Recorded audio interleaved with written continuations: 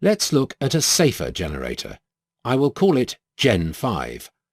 Once more, the combined generator uses 5 multiplicative congruential generators, each with a different multiplier and different 31-bit prime modulus. The moduli and multipliers are fixed and chosen to have good random properties. This time let's call the generators G1, G2, G4, G8 and SEL. Only the 4 high-order bits of the selector SEL are used. In this 4-bit number, a 1 in the first bit means select G1, a 1 in the second bit selects G2, a 1 in the third bit will select G4, and a 1 in the fourth bit selects G8. Whenever fewer than 2 generators are selected, SEL is run for another cycle to generate a new selection. Only 11 out of the 16 possible 4-bit output values from SEL are used, so SEL is run for an additional cycle, 5/16 of the time. 2 additional cycles, 25/256 of the time, and so forth. When 2 or more generators are selected, they are each run for 1 cycle, and their outputs are added together modulo 2 to the power 31 to produce the Gen 5 pseudo-random output. The generators that were not selected are not run, so that the 4 generators run asynchronously. This output is slightly biased toward lower numbers, but not nearly enough for Emily to exploit. If you are concerned about this bias, either 1.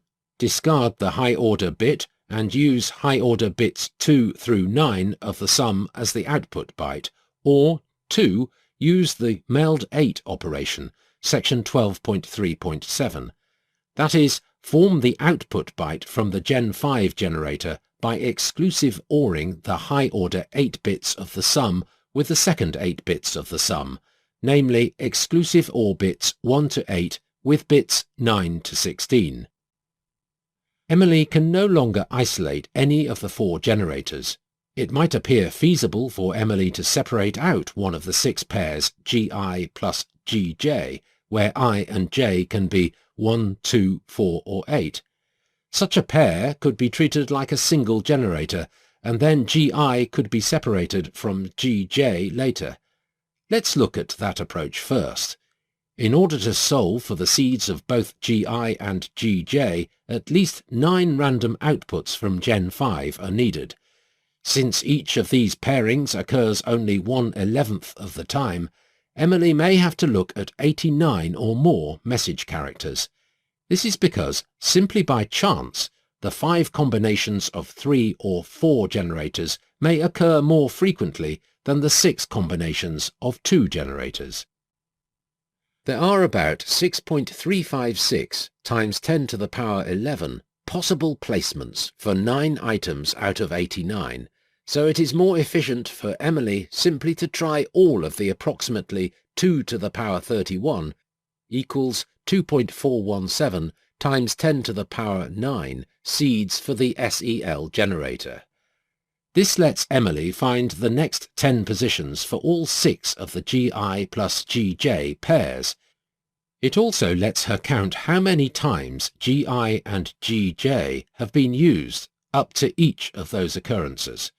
For example, suppose that G2 plus G4 occurs at the 14th cycle of Gen 5.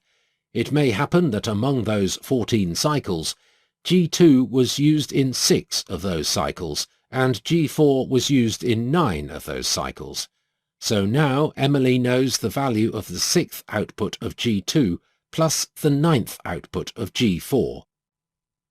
If Emily can put together 10 such output values for, say, G2 plus G4, then she can determine the seeds of those 2 generators in about 2 to the power 31 plus 31 minus 8 equals 2 to the power 54 equals 1.801 times 10 to the power 16 trials.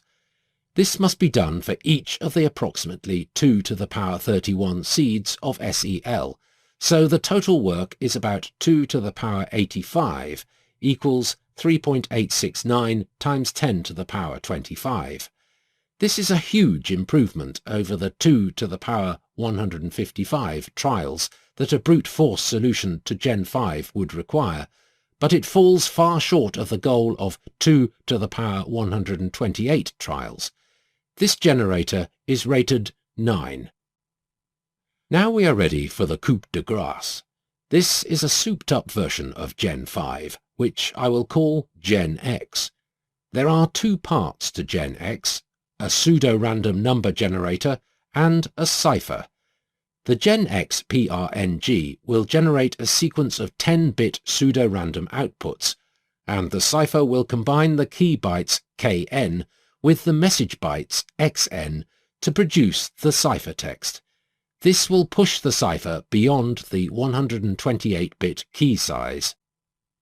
The Gen X generator is just an extended version of the Gen 5 generator.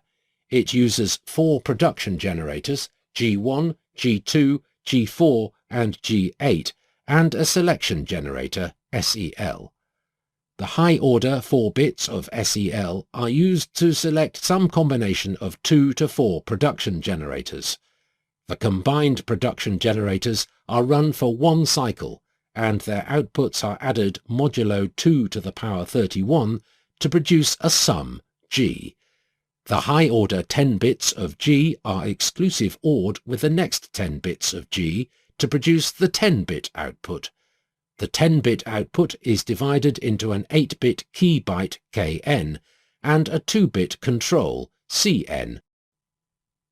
The Gen X cipher combines the key byte KN with the message byte XN according to the control CN using a well-mixed keyed substitution S.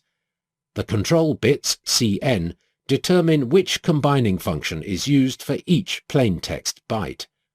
One possible way to interpret the 2 control bits is: all sums are modulo 256. Cipher Gen X is rated 10. The keys for this cipher are the 5 31-bit seeds for G1, G2, G4, G8 and SEL, plus the key for mixing the substitution, S, for example, a skip mix key.